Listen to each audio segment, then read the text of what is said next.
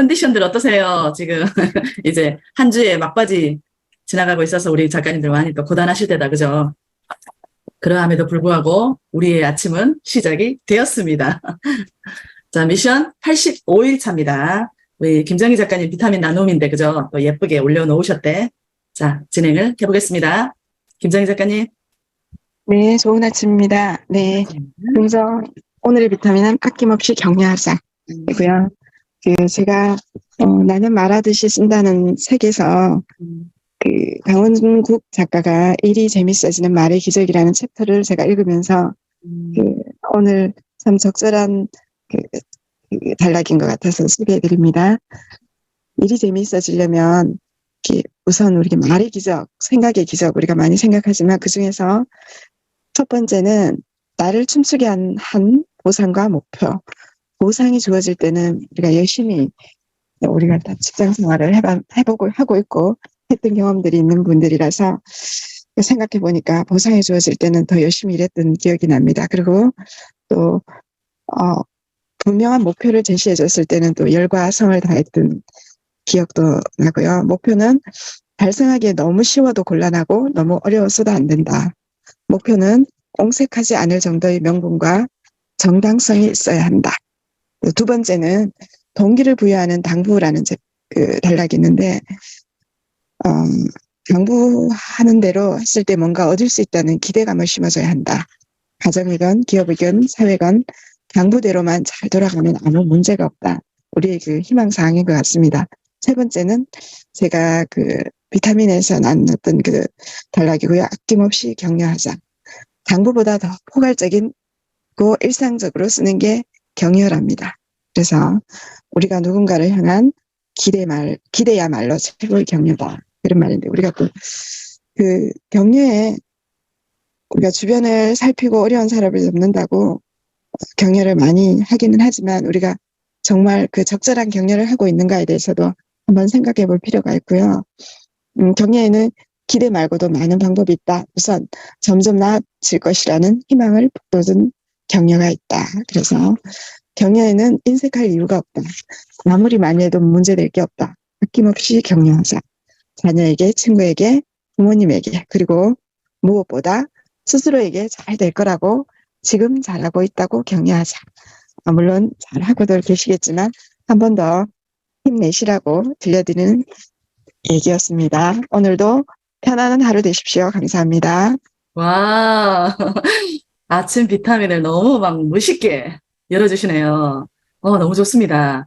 일이 재밌어지는 말의 기적. 와, 막 이 문구가 또 확, 그죠? 훅 들어오네, 훅. 나를 춤추게 하는 보상과 목표, 최고죠. 그죠? 이게 특히 자기 자신에게 보내는 어떤 보상, 이것에 인색한 사람들 많아요. 근데 이제 그럴 필요 없거든요. 내가 나에게 주는 선물에 막 듬뿍듬뿍 아낌없이 줘야 되는 것 같습니다. 희망을 북돋을 수 있는 적절한 격려, 이게 되게 또 사람 관계 유지에 있어서 중요한 것 같아요. 그죠? 인색할 필요가 없다. 느낌 없이 격려하자. 와, 멋진 말입니다. 그래요. 아낌없이 격려할 수 있는 오늘 하루 한번 만들어 보자고요. 좋습니다. 감사합니다. 자, 소유 작가님 할게요. 네, 안녕하십니까. 좋은 아침입니다. 컨디션 괜찮으세요? 네, 네, 괜찮습니다. 네. 네, 저는 오케팅이라는 책을 지금 읽고 있는 중에 오늘 읽은 거는 무엇으로 살아남을 것인가, 요 장벽이라는 요 챕터를 읽었는데, 요 정리를 내 딴에는 정리한다고 했는데 왔다 갔다 할 수도 있습니다. 누구나 경쟁을 하며 살아간다. 당연한 이야기인데 대부분 인정하기 싫거나 불편해한다. 이렇게 나와 있고요. 여기 우리가 요분은 보물선 안에 식량 이런 식으로 표현을 했는데, 여기도 오늘도 이제 보물선이라고 표현을 했습니다. 모든 기업이나 사람, 나 자신 사람한테 대비를 했을 때는 그 보물선이 사람인 거고 또 기업이 될 수도 있고 한데요. 모든 보물선은 두 가지 노력을 해야 한다. 바로 혁신과 지속이다. 혁신하지 못하면 지속할 수 없고 지속하지 못하면 혁신할 수 없다. 걷기에 비유한다면 각각 왼발과 오른발이라고 할 수 있다. 한 발이 먼저 나가고 다른 발은 따라간다. 먼저 나간 발이 혁신이고 뒤따라가는 발은 지속이다. 두 발이 유기적으로 움직여야 앞으로 계속 나아갈 수도 있고 앞선 사람이나 앞선 기업을 추월할 수 있다. 나와 있습니다. 그 다음에 여기에 우리가 1, 2등급 보물선을 생각해 보면 이들을 따라가려면 모방을 해야 된다고 합니다. 모방을 함에 있어서 맨 마지막에 이 부분이 나와 있는데 비양심적인 보물선은 절대 모방하지 말아야 한다. 이렇게 나와 있고요. 모방을 함에 있어서 완벽하게 따라하지 못한다면 비슷하게라도 흉내라도 내야 된다. 사소한 것부터 비슷하게 흉내를 내다가 보면 서서히 큰 것을 모방하게 되고 이들을 앞서려면 한계를 뛰어넘어야 한대요. 모방하지 않으면 절대 뛰어넘을 수 없고 모방을 하다 보면 방법을 찾을 수 있고 가야 할 길이 보인다. 이렇게 나와 있고요. 비슷한 기업이나 비슷한 사람을 모니터링 하다 보면 배울 점을 찾게 되고 넘어설 방법을 강구하게 된다고 합니다. 맨 마지막 부분을 지금 정리해서 읽어드린다면 유형별 등급별 경쟁 상대가 뛰어난 스승이라는 것을 인정하고 전략 중에 당신과 맞는 것이 있고 맞지 않는 것이 있을 뿐이다. 그 전략을 자신에게 가상으로 대입하여 보라. 이렇게 나와 있습니다. 저는 지금 요 마지막 이 부분이 참 이렇게 와닿는 게 뭐라고 나와 있냐면 힘을 빼고 꾸준히 경쟁 상대를 모니터링 하라고 나와 있고요. 맛있는 김치찌개 레시피에 치즈와 고구마를 넣는 것처럼 우리가 세상에는 정말 많은 재료가 있다고 합니다. 고객도 전혀 다른 맛을 경험하고 감동할 준비가 되어 있는 것처럼 우리도 우리의 보물선에 우리의 기업에 우리의 나 자신한테 어떤 혁신을 지속했을 때 어떤 발전이 있을 것인지 기대를 하면서 힘 빼지 말고 꾸준하게 노력하는 게 좋지 않을까. 그 내용인 것 같아 이런 생각을 하고 제가 아침에 항상 이렇게 이 오케팅이라는 책을 읽으면 뭔가 마음에 이렇게 일에 대한 욕구, 일에 대한 열정, 어떤 이런 게 훅 오는 걸 느껴요. 그래서 가끔씩은 제가 이 책 저 책 이렇게 힘 조절을 해가면서 읽어야 되겠다. 매일 아침 이 책을 읽게 되면 너무 뭔가 전투적인 모습이 되지 않습니까? 근데 가끔씩은 이런 책이 참 필요한 것 같다. 그런 생각을 하는 아침입니다. 그리고 저는 마케팅이 누구에게나 필요하다. 저는 그 생각을 하는 사람이라고 생각합니다. 감사합니다. 여기까지 할게요. 오케이. 좋습니다. 아, 우리 소유 작가님, 볼매야, 볼매. 한 번씩 이렇게 간간히 던지는 말이요. 빵 터지게 해요. 전투적 너무 좋습니다. 저 그런 단어 좋아합니다. 힘이 나요. 이게 참 재밌는 게 책마다 전해져 오는 에너지가 달라요. 우리 작가님들이 또 각자가 다른 책들을 소개하면서 그 책을 통해서 각자의 느낌을 공유해 주시는 거잖아요. 그걸 통해서 우리도 막 느껴져요. 그 책을 통해서 나오는 어떤 향기, 에너지, 이런 게 보이고 느껴지거든요. 우리 소희 작가님이 이렇게 오케팅 할 때 저 되게 좋아요. 거기서 느껴지는 에너지가, 이게 저한테 딱 맞는 코드다라는 느낌이 들거든요. 조성희 작가님의 뜨겁게 나를 사랑한다. 그 책을 읽어줄 때의 느낌과 또 달라요. 전투적인 책 아주 좋습니다. 혁신과 지속, 이거를 왼발과 오른발에 비유를 했네요. 너무 좋습니다. 먼저 나간 발은 혁신, 나중에 나간 발은 지속. 이 두 개가 유기적으로 움직여야 된다라는 거. 맞는 것 같아요. 기존의 내 모습, 너무 이렇게 어떤 변화가 없는 나의 모습에 대해서 회의감이 든다면 이제 이것을 혁신을 해야 되는 거죠. 그죠? 이 혁신이 오랫동안 지속이 되었을 때 진정한 어떤 나의 성장이 이루어지는 것 같습니다. 혁신과 지속. 이 두 개의 키워드 오늘 되새기겠습니다. 김치찌개에 치즈와 고구마가 들어간다면 어떤 맛일까? 퓨전식 김치찌개네요. 그죠? 이게 선입견인데, 그죠? 새로운 것의 조합. 되게 매력적일 것 같은데요? 나중에 이거 한번 해봐야 되겠습니다. 김치찌개에 치즈와 고구마 한번 넣어봐야 되겠습니다. 고객은 항상 감동할 준비가 되어 있다. 이 문구도 너무 좋았어요. 오늘도 소희 작가님 감사합니다. 자, 우리 엄지원 작가님 할게요. 네, 안녕하세요. 좋은 아침입니다. 사진 네, 너무 좋아요. 웃고 있는 모습. 예뻐요. 예, 한번 바꿔봤습니다. 잘했어요. 네, 저희 긍정학원입니다. 음. 나는 겸손과 열린 마음으로 살아간다. 나는 겸손과 열린 마음으로 살아간다. 나는 겸손과 열린 마음으로 살아간다. 제가 좀 쪼잔해 보이더라고요. 그래가지고 이렇게 조금 내 자신을 다스리는 말로 긍정학원을 시작해 봅니다. 그리고 책을 제가 아티스트 웨이라는 책을 한 번 더 읽는다고 말씀을 드렸는데 앞에서 제가 줄을 안 쳐놨던 부분이 있더라고요. 거기 보니까 창조를 위해서 우리는 내면의 샘에서 물을 깃는다. 이 예술의 샘을 이렇게 채워야 된다라는 그런 내용이거든요. 이 샘은 물고기가 가득 찬 연못과도 같은데 연못 안에는 필요에 따라서 얼마든지 건져낼 수 있는 온갖 물고기들이 살고 있다. 내 내면에 온갖 물고기들이 다 살고 있다라는 생각을 요 글을 보고 그렇게 생각을 하니까 마음이 너무너무 충만해지는 거예요. 나는 이렇게 맞아 난 좀 뭐가 차 있는 사람이었지라는 생각을 하면서 좀 기뻤고요. 그리고 샘을 채울 때는 마법을 생각을 하고 샘이 마르면 안 되잖아요. 그러니까 좀 말랐다 싶을 땐 다시 채워야 되니까 그 샘을 채울 때는 마법을 생각하고 기쁨과 즐거움을 생각해야 된다라는 그런 부분들이 나오고요. 그리고 규칙적이고 반복되는 행동이 또 그 샘을 채우기도 한다고 합니다. 그리고 제가 마지막에 빵 터졌는 부분이 있는데요. 나 아인슈타인인가? 이런 생각을 했는데 이 아인슈타인이 이렇게 말을 했대요. 왜 나는 샤워 도중에 최고의 아이디어가 떠오를까?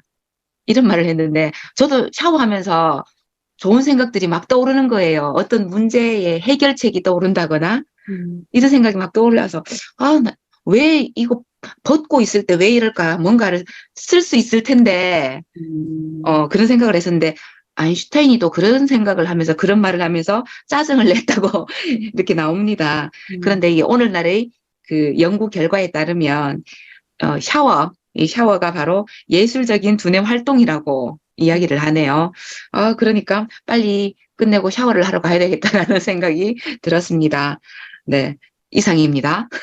와, 샤워가 예술적인 두뇌 활동이다. 그런 것 같네요. 왜 샤워를 하면 사람이 그 긴장이 풀리면서 이완되잖아요. 그죠? 편안한 상태가 되잖아요. 그래서 아마 아이디어가 좀 툭툭 더 잘 튀어나오지 않을까. 저도 이렇게 편안한 상태가 될 때 아이디어가 좀 많이 튀어나오는 것 같아요. 그리고 맨발 걸을 때도 왜 이렇게 자극이 되고 편안해지니까 아이디어가 좀 잘 나오는 편이더라고요. 그런 것 같아요. 우리 안에는 다 아인슈타인이 가지고 있는 어떤 유전자적인 물고기가 내면에 있는 것 같네요. 나는 겸손과 열린 마음으로 살아간다. 창조를 위해서 내면의 샘에 물을 길러야 된다. 우리 내면에 온갖 물고기들이 살고 있다. 재밌는 표현이네요. 그죠? 기쁨, 사랑, 온유, 칭찬, 격려에 해당되는 많은 물고기들이 지금 존재하고 있는 거죠. 그죠? 샘을 채울 땐 마법을 생각해라. 기쁨과 즐거움을 생각해라. 이것은 무엇보다도 규칙적이고 반복되는 행위를 통해서 이루어져야 된다라는 거. 좋습니다. 그래요. 자, 우리 하윤정 작가님 먼저 할게요. 네, 한정입니다. 좋은 아침입니다. 네, 좋은 아침입니다. 저는 오늘 긍정학원을 나는 긍정적인 생각으로 하루를 연다. 나는 긍정적인 생각으로 하루를 연다.